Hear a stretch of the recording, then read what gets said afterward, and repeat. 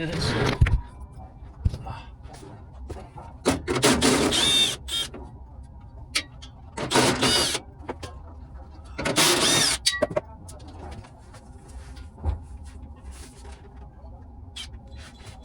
guys, so for this service call, obviously as you can see this is a walk-in cooler as shown there by the Modelo's and the drinks. And right here I am just taking care of what I have to do first, because there's a lot of ice on the coil. So first thing before I do anything, since I gotta get this cooler up and running, I can't leave it overnight, I gotta wash this coil out. I gotta take off the fan covers, I gotta take off the fan blades, I gotta pull the motor mounts and get them out of the way so I can wash this coil down as efficiently as possible.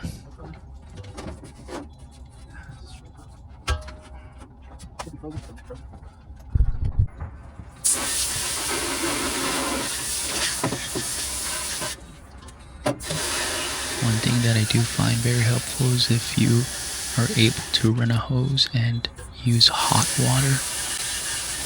It will help you out a lot. I know in some cases you cannot run a hose, but you either have to use like a pump spray, and you can fill that with hot water from their brew station.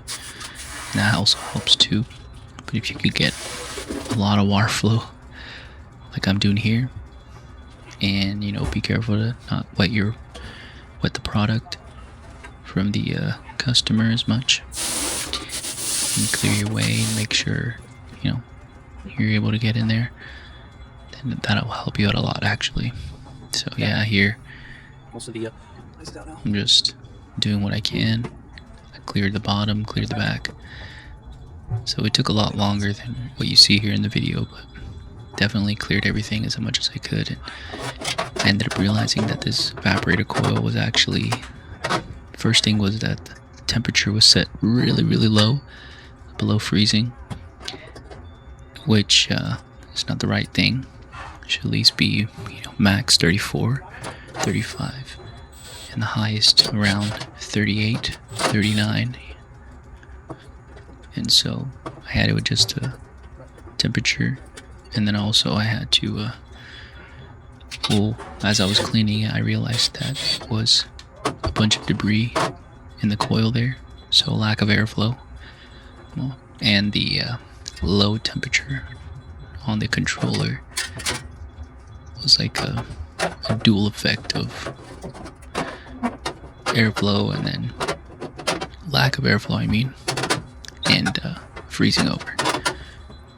So here I'm just putting everything back together, and it's a pretty tricky with the motor mounts, but once you get it, you gotta be pretty careful not to push it back in too much and do your thing.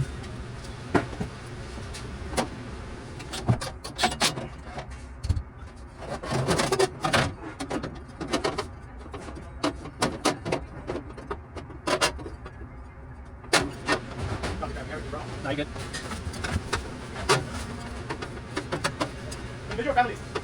Alright.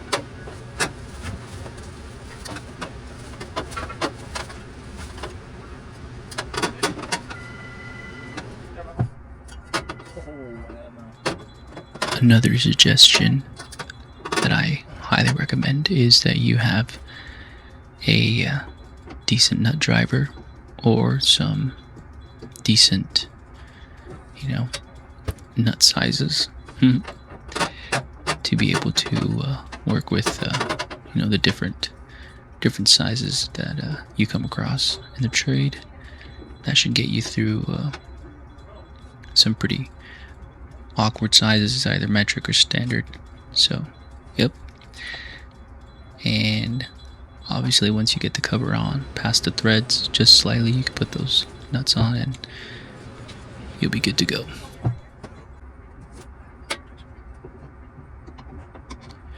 This light here that I'm using is a solar flashlight. It's it's worked pretty good in this situation. It's been pretty good, but it doesn't seem to hold very well in attics. It seems to overheat, which doesn't make sense. Anyways, it's pretty good here. And yep, thank you for watching.